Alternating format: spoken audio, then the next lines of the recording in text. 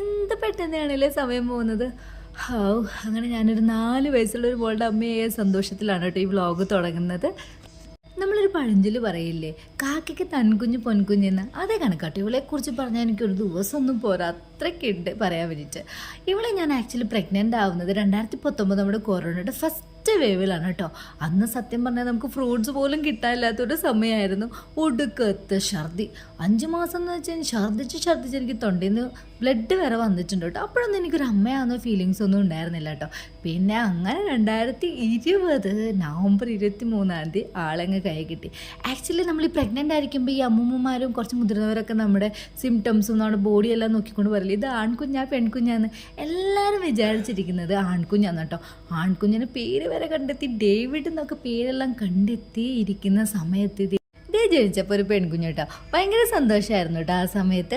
അങ്ങനെ എൻ്റെ മോള് 4ാമത്തെ